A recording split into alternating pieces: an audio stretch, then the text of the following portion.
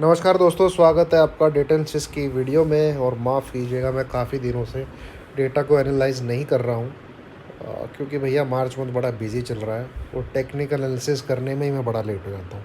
हालांकि हमारी monthly expiry है और इस डेटा के हिसाब से एक्चुअली मार्केट चल भी नहीं रहा है। इतनी हैवी पोजीशन बिल्टअप दिखाई जा रही है पिछले कुछ दिनों से, ऊपर नीचे, और उस प्रकार की वॉलेटिलिटी मार्केट में है ही नहीं। और पिछले 4 दिन से तो मार्केट ना उद्धव का लेना ना माधव को देना, कहीं हिल भी नहीं रहा। ठीक है, बट देखते हैं किसके पास क्या पड़ा है। उसको एक बार जो मेरी छोटी समझ बोलती है वो मैं आपके साथ शेयर करता हूँ। क्लाइंट का बेसिकली आज का तो जो भी है, थोड़ा मेन पोजीशन से ही जज करने की कोशिश करेंगे। ये थोड़े नेगेटिव गए हैं, ठीक है, अच्छे खासे नेगेटिव गए हैं। एफआईज को आप देखेंगे तो पुट थोड़ी निकाली है और ऊपर के डेटा में वॉल्यूम इतनी नहीं है। पुट इन्होंने निकाली है और ऊपर के डेटा में वॉल्यूम इतनी नहीं है, तो इसको आप कह लीजिए कि इनकी आज की जो कार्रवाई है वो कोई ख़ास है नहीं, उसको इग्नोर करिए। ठीक है, प्रोज को देखेंगे तो कॉल थोड़ी बाई करके गया है, बेसिकली राइटिंग में था तो निकाला है। पुट थोड़ी राइटिंग में से उसको थोड़ा हल्का किया है, तो प्रोज थोड़े साइडवेज टू बुलिश है, थोड़े साइडवेज टू बुलिश है प्रोज कल के लिए। अब देखते हैं मार्केट में किसके पास क्या क्या पड़ा हुआ है। एफआईज आप देखेंगे 1,56,000 कॉन्ट्रैक्ट सेल करके बैठे हैं फ्यूचर के, तो पोजिशनली ये बियरिश है, इसमें कोई चेंज नहीं है, अभी भी ये वैसा का वैसा ही डेटा है। और नीचे की तरफ आते हैं अगर कॉल साइड की तरफ, तो क्लाइंट थोड़ा राइटिंग बढ़ाता जा रहा है और एफआईज के अच्छे खासे कॉल बाई साइड में बैठे हैं 2,89,000। इनको इग्नोर मत करिएगा, अच्छी खासी बुलिश पोजीशन इनकी बैठी हुई है। अब आते हैं पुट साइड की तरफ, तो -388, 450 एफआईज की और -96, तो यहाँ पर टोटली पुट साइड भी एफआईज बैठे हुए हैं, दोनों तरफ पोजीशन बना के बैठे हैं भाई। कॉल भी अच्छी खासी बाई करके बैठे हैं, पुट भी अच्छी खासी बाई करके बैठे हैं। बट कल डेटा कुछ ना कुछ इनका ज़रूर हल्का होना चाहिए, देखते हैं क्या हल्का होगा कल। अब आते हैं स्टॉक फ्यूचर की तरफ, तो घट गए थे, अच्छे खासे घट गए थे, 46 से 72 पहुँचे, 67 पहुँचे, ये थोड़ा सा पॉजिटिव है। तो इसमें देखना पड़ेगा हमें 1-2 दिन में क्या बदलाव आते हैं। स्टॉक फ्यूचर पे ध्यान रखिएगा, अगर स्टॉक फ्यूचर बढ़ते हैं तो मार्केट में साइन होगा थोड़ी तेज़ी का। ठीक है, यहाँ से अगर मैं इसको डेटा को रीड करना चाहूँ तो ये थोड़ा सा तो नेगेटिव है। ठीक है, क्योंकि इंडेक्स फ्यूचर में लोग अभी भी सेल करके बैठे हैं। ठीक है, बट ये ध्यान देने वाली बात है कि 1,90,000 से 1,56,000 पे आ गए हैं, तो उसको भी थोड़ा इन्होंने हल्का किया है। बाकी स्टॉक फ्यूचर भी थोड़ा सा देखेंगे, 46 से 67 पहुंच गए, तो थोड़ी स्टॉक फ्यूचर में बाइंग को बढ़ाया है।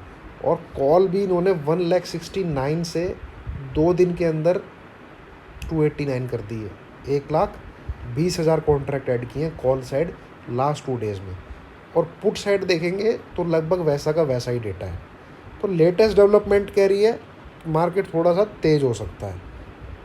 ठीक है, देखिए रीड करने का तरीका, सिर्फ आप पोजीशन को देखेंगे, सिर्फ उसको नहीं देखना है।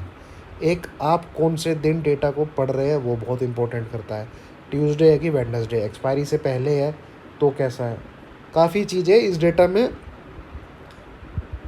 आप कह लीजिए आपके ऊपर डिपेंड करता है कि आप रीड कैसे करते हैं।